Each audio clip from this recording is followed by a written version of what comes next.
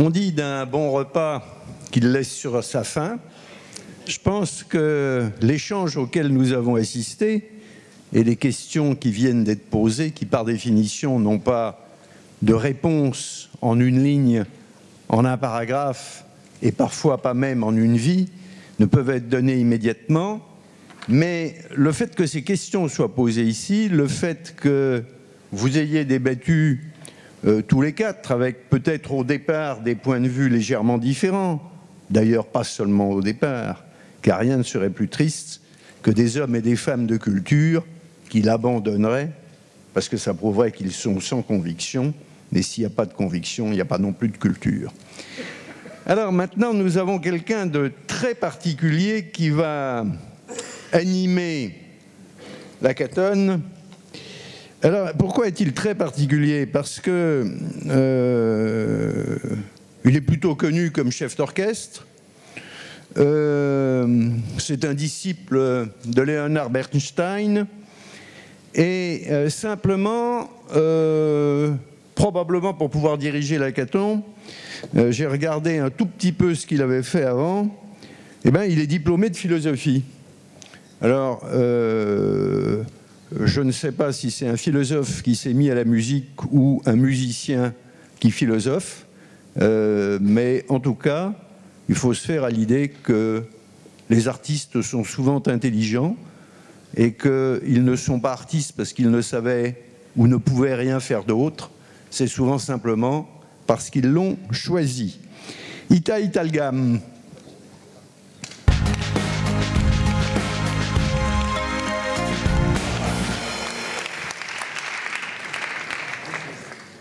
Very nice of you. The board is yours.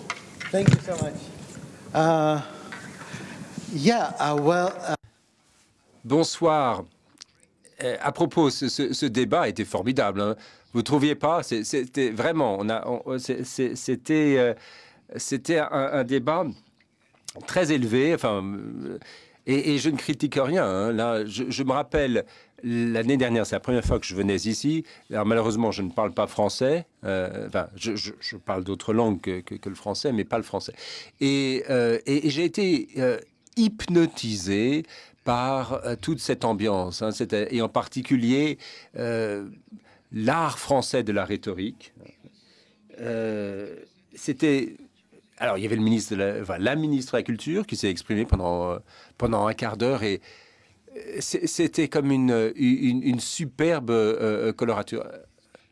50, pas 15 minutes. Bon, c'était un long discours, mais c'était la beauté, l'art pour l'art. Et je me suis dit, comment se fait-il que je ne comprenne pas tout ça? Eh bien, c'est parce que dans mon métier, évidemment, c'est très agréable de parler de manière convaincante, de pouvoir être éloquent, que la parole puisse être le reflet d'un mode de vie. Mais au bout du compte, c'est pas tellement la beauté, c'est pas la forme qui compte. On veut un résultat concret. Et c'est le langage du changement qui m'intéresse. Et là, on parlait ici dans ce débat d'un désaccord, d'un différend assez profond finalement. Étant effectivement un disciple de Leonard Bernstein, que vous connaissez tous, moi je vous raconterai une petite anecdote et écoutons Bernstein lui-même. Voici l'histoire. Vous connaissez tous le pianiste Glenn Gould, qui est un musicien extraordinaire, mais alors complètement givré. Complètement. Mais bon, c'est sympathique hein, pour autant. Et puis, un soir, à Carnegie Hall, c'était Leonard Bernstein qui était censé diriger le New York Philharmonic, et c'était Glenn Gould qui devait jouer Brahms. Et le concert de Brahms, et bon... Il se passe quelquefois des choses curieuses. Bernstein a parlé de la coopération entre deux parties opposées. Alors, je ne sais pas si vous avez eu la possibilité d'en parler déjà, vous en parlerez plus tard, de ce hackathon. Je crois qu'il faut écouter à cela. C'est 4 minutes d'anglais de Bernstein, mais voilà, on va passer l'enregistrement de Bernstein. The Canadian pianist Glenn Gould is to be soloist now. Leonard Bernstein conducting the New York Philharmonic. Nous avons ici le concerto pour piano en ré mineur de Brahms, dirigé par M. Bernstein. M. Bernstein veut dire quelque chose au public. Il monte sur scène et on l'écoute. Nous avons Monsieur Gould qui n'est pas tout à fait encore ici. Il y sera dans un instant.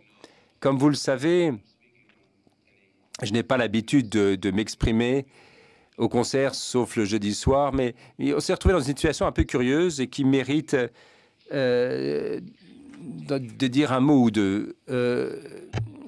Ce que vous allez entendre, c'est une exécution assez peu orthodoxe du concerto en ré majeur pour piano de Brahms, très différente de tout ce que Brahms aurait pu imaginer par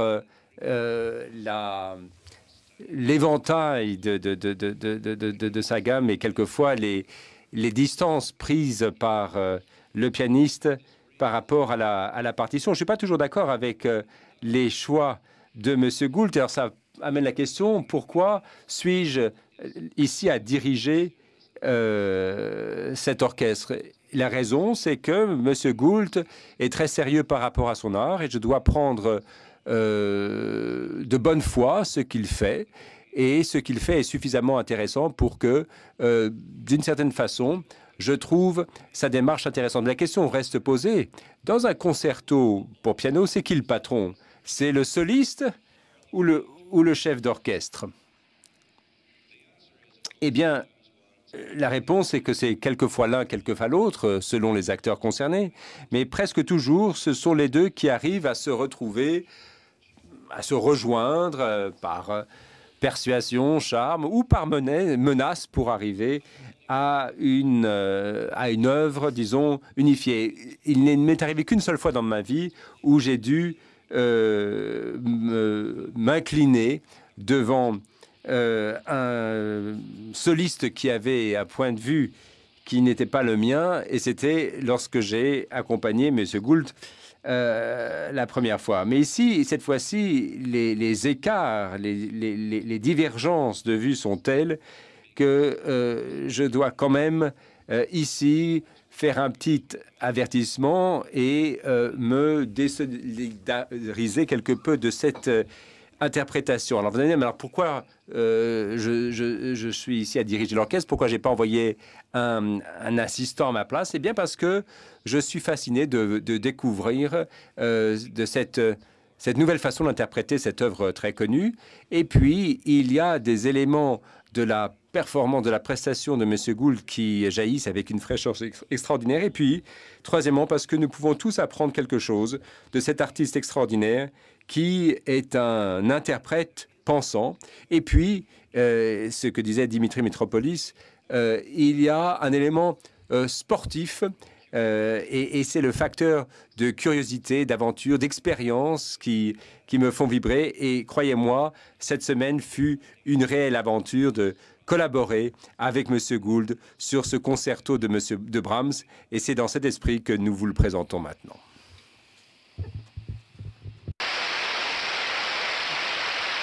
I hope you feel like Voilà, j'espère que vous pensez comme moi que c'était quand même assez important de dire cela et c'était important pour vous de l'entendre. Alors, nous avons dit que ce type de discours essaye de faire bouger les choses à un objet, à un propos. Et il nous paraît complètement impossible de réunir tant de talents, d'influence, tant d'énergie dans ce forum d'Avignon sans qu'il en sorte une véritable contribution pour le reste du monde. Et c'est la raison pour laquelle nous avons décidé d'organiser ce hackathon. Alors, nous-mêmes, nous y participons depuis quelque temps, mais d'autres sont nouveaux à la chose. Hackathon vient du monde des conférences ou des non-conférences, des techniques de pointe où chacun vient avec ses idées. Et l'idée, c'est que c'est une non-conférence. Les gens viennent, on commande de la pizza, on donne de la pizza à tout le monde et en fin de journée, on se retrouve avec une idée, quelque chose de nouveau. Alors ici, on n'a pas pu le faire parce qu'il aurait été difficile de trouver un chef étoilé pour faire de la pizza pour tout le monde, et je le conçois, Mais ce que nous avons aujourd'hui, finalement, c'est une espèce de mélange entre, d'une part, la sagesse populaire que vous représentez, et quand je dis populaire, vous êtes une véritable élite culturelle, et puis, à côté de cela, ce qui se passe au sein de l'organisation et puis en dehors de l'organisation. Alors, le hackathon, c'est quoi? L'idée, c'est de créer des projets qui sortiront de cette salle pour aller découvrir le monde ou aller conquérir le monde, mais surtout revenir dans un an pour dire voilà ce que nous avons fait. Alors, nous avons quoi ici? Nous avons 5 groupes. D'ailleurs, on peut en ajouter. On peut mettre plus de gens dans les groupes. Enfin, si vous entendez quelque chose qui retient votre attention, vous pouvez venir me trouver ou aller dans la salle du hackathon. C'est signalisé, vous nous retrouverez facilement. Et venez nous rejoindre et d'ailleurs, nous pouvons également accueillir des étudiants qui peuvent participer à ce projet. Mais ce dont nous parlons, donc, nous nous rencontrons aujourd'hui pour la première fois. Enfin, nous nous sommes rencontrés dans le train, donc je ne connais pas le nom de toutes les personnes qui seront amenées à présenter leur projet, mais j'en connais le thème. Alors, est-ce que les 5 personnes qui représentent les 5 groupes d'hackathon peuvent me rejoindre ici, si c'était possible? Voilà, bon, ils peuvent se mettre autour de moi ou derrière moi. Vous avez l'air un peu sceptique, Pierre. Bonjour, Pierre. Alors, c'est quoi votre groupe à vous? Tout seul, même si à moi tout seul, je suis un groupe. C'est-à-dire que mon groupe travaille. C'est le principe même de l'hackathon. C'est-à-dire que nous allons travailler sur les fabriques culturelles. Alors, la culture ou le culturel, je ne sais pas. Moi-même, je suis artiste. Oui, excusez-moi, j'ai oublié de me présenter. Je suis Pierre Giner. Et je sais ce que c'est que les cultures, pour avoir fait une exposition sur le jeu vidéo qui s'appelle Museo Games, ou cet été peut-être une exposition que vous avez vue parce qu'elle était dans le coin à Marseille, qui s'appelle Des images comme des oiseaux, à propos de la nature des images et de la photographie. Je sais ce que c'est que la fabrique du numérique, avec par exemple un lieu dont je me suis occupé dans le Nord qui s'appelle l'Imaginarium. Mais les fabriques culturelles pensées ici, telles qu'elles se penseraient au Forum d'Avignon, où elles se diraient, je ne sais pas exactement. Et pour ce faire, on s'est donné un personnage, et on va vous montrer le projet, je vais m'arrêter de parler très vite. C'est donner un personnage qui est un personnage qui vit dans le virtuel, pour questionner le virtuel et pour nous permettre de nous poser des questions sur notre rapport à cet autre espace ou au contenu, ou à ce qu'on pourrait en faire. Et voilà, notre projet, c'est d'écouter et de parler. C'est-à-dire que là, si je sais quelque chose, et si nous savons tous quelque chose de la culture, c'est ce qui engage la parole entre nous. Enfin, je crois, j'espère. Voilà, alors vous pouvez passer la vidéo de notre projet.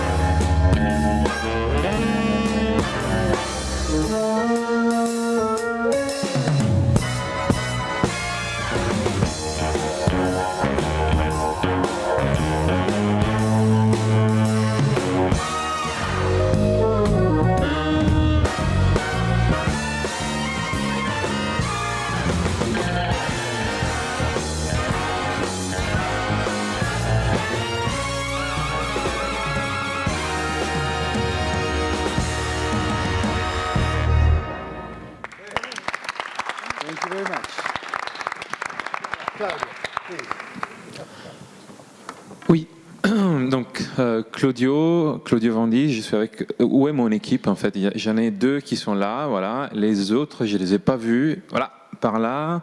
Et il y en a pas là. Donc on est 6 et on est sur le thème de transmettre l'écrit à travers les écrans. Donc comme on est dans un hackathon, on est parti du principe qu'on sait un peu ce qu'on veut casser, ce qu'on veut détourner, mais on ne sait pas trop encore ce qu'on veut construire, parce que c'est un peu l'objectif pour demain. Donc ce qu'on veut casser ou réinventer ou hacker, comme on dit dans le terme, c'est le livre. On parle d'écrit, on parle d'un objet livre qui est souvent conçu comme un objet fini, un objet qui est quasiment sacré, qu'on doit utiliser dans son intégralité. Et nous, ce qu'on veut faire, c'est effectivement aller dans une notion de livre qui est un livre comme interface. Un livre comme interface qu'on peut interroger pour en avoir des données, donc les données qu'il contient, les données avec lesquelles il interagit, et aussi un livre comme interface sociale, donc qui permet de créer des nouveaux liens entre des lieux, des lecteurs et les données qui sont contenues dans ce livre. Donc, on a commencé un peu aujourd'hui dans le train. Il y a certains parmi vous qui on a demandé de nous donner l'autorisation de prendre en photo les livres que vous aviez avec vous. Donc, vous pouvez continuer à le faire si vous prenez une photo et vous tweetez avec le hashtag passing on ou first page. On va récupérer les photos et demain, vous allez voir ce qu'on peut faire avec cette approche. On va essayer d'avoir quelques expérimentations qu'on peut vous montrer demain en fin de journée autour de ce qui peut être fait en considérant le livre comme interface et pas comme un objet fini. Merci beaucoup.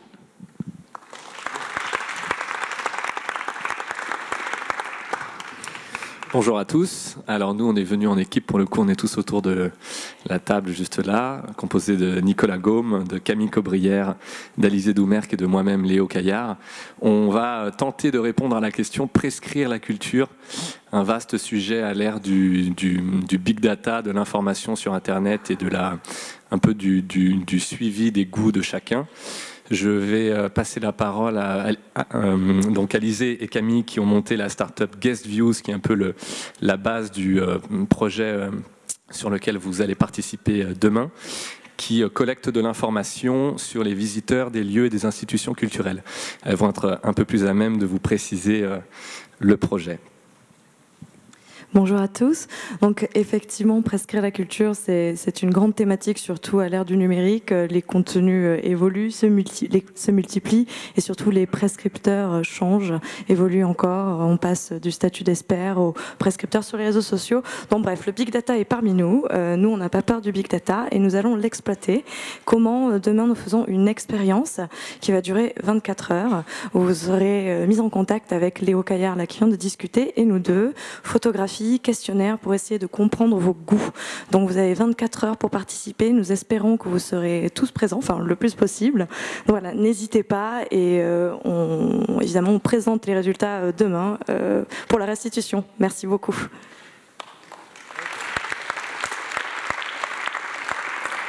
Juste pour info, ça se passe dans la salle de la panetterie. On a notre petit stand. Non, ce sera dans la salle de la panetterie, juste là. Et donc voilà, on compte vraiment sur vous pour participer. On a besoin un peu de récolter des informations et ça va être très amusant. Donc on compte sur vous.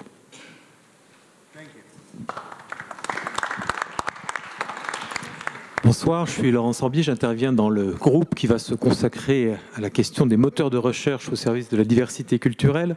En réalité, notre champ d'investigation sera beaucoup plus large que celui des seuls moteurs de recherche, puisque nous allons essayer de nous demander qu'est-ce qui s'est passé depuis l'apparition de l'univers numérique de la culture, comment est-ce qu'on est passé d'un monde analogique où un petit nombre de sachants, dans une logique très top-down, organise l'accès à la culture en maîtrisant la plupart des outils de communication de manière un peu monopolistique, à un univers infiniment plus ouvert où notre expérience culturelle, notre entrée dans le monde de la culture, nos expériences culturelles, notre découverte de nouvelles cultures, de nouvelles pratiques sont entièrement ou partiellement déterminées par la recommandation, l'économie de la recommandation, par les avis de nos amis, par par les conseils que nous recevons de collatéraux ou de pairs, autant que par, en tout cas, la recommandation qui émane de sachants, de médias, etc.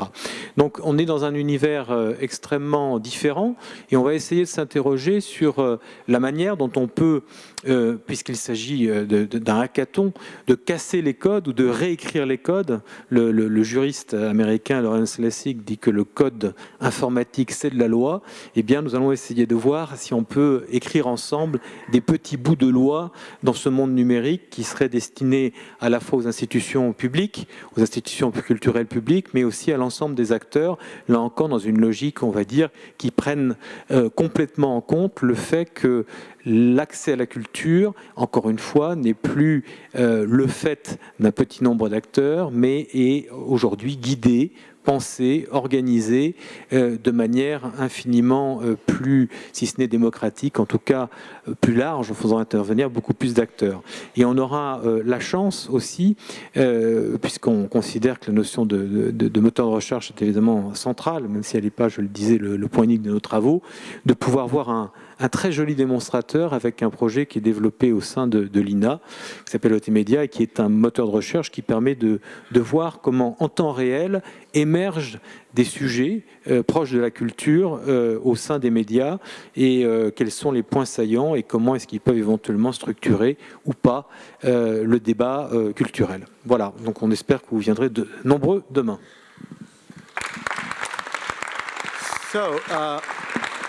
You understand that we can't really... Bon, alors, on ne peut pas dire que le hackathon ne soit qu'une chose. Ça peut être différentes choses. Ce sont, dans tous les cas, des projets qui pourront peut-être faire bouger les choses. Enfin, on pourra peut-être un petit peu ouvrir la conversation avec tout le monde, comparer ce que nous faisons. En tout cas, tout le monde est invité à participer. Et je crois que le succès de l'hackathon se mesurera à sa propagation. Si il se propage de manière virale, alors on aura véritablement accompli notre mission. Parce que si vous voulez faire tel projet pour telle personne, avec telle personne pour faire avancer sa carrière, non. C'est pas le but du jeu n'est pas de faire avancer ses intérêts personnels, mais de vraiment faire bouger les choses et les faire se propager et répéter de manière virale. Voilà. Alors, pour en revenir à ces questions culinaires, nous avons un peu de musique et je voudrais justement revenir à Leonard Bernstein et un extrait d'un film vidéo. Si sans l'image, ce serait une vraie perte. Regardez 3 minutes du final de cette pièce de Haydn et voyez jusqu'où l'on peut aller dans un dialogue sans parole. Donc, il ne s'agit pas d'en parler, mais de faire quelque chose. Et c'est un peu de ça qu'il s'agit. Écoutez cette musique et nous nous retrouverons autour de la table à dîner.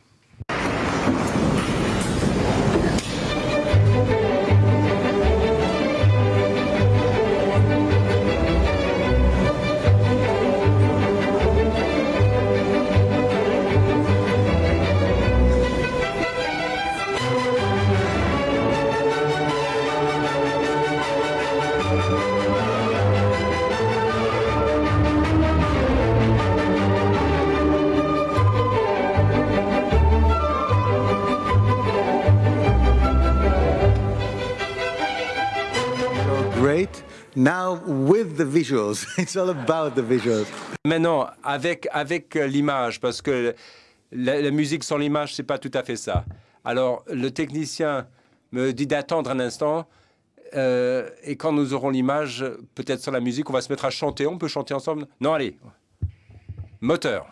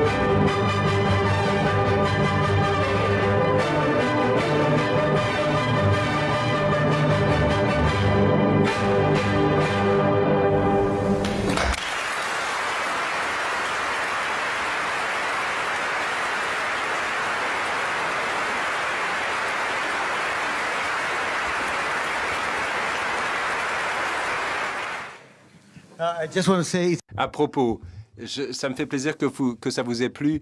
Croyez-moi, on n'y arrive pas comme ça. Hein. C'est pas du jour au lendemain qu'on arrive à diriger un orchestre au doigt et à l'œil ou uniquement à l'œil. Mais quand on y arrive, quelle joie, quel effort. Essayons d'en faire autant. Merci.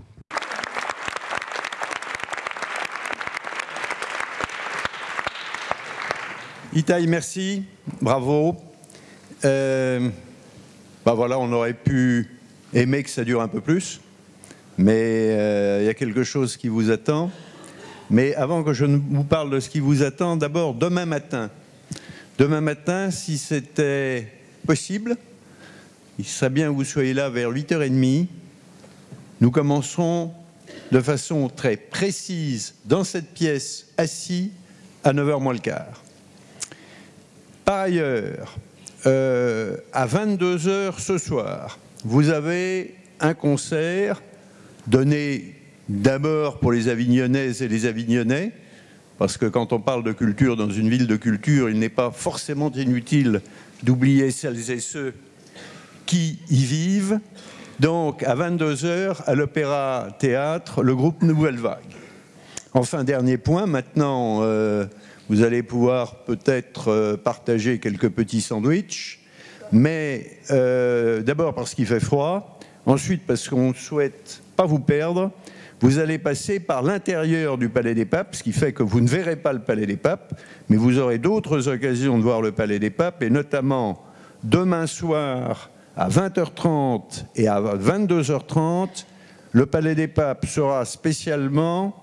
le terme éclairé n'est pas le bon, c'est pas non plus un son et lumière, mais il y aura spécialement pour les participants du forum un éclairage ou un éclairement plus exactement sur la façade du Palais des Papes. 20h20, 22h20 demain. Maintenant, donc, vous allez suivre les hôtesses qui vont vous guider à travers les méandres de cette maison, comment il y a 600 ans, et un peu plus, les papes qui enfin avaient, pas les papes, les cardinaux qui avaient enfin élu leur pape allaient se restaurer. Donc nous passons par les cuisines. Très bon dîner et à tout à l'heure, ou plutôt à tout de suite.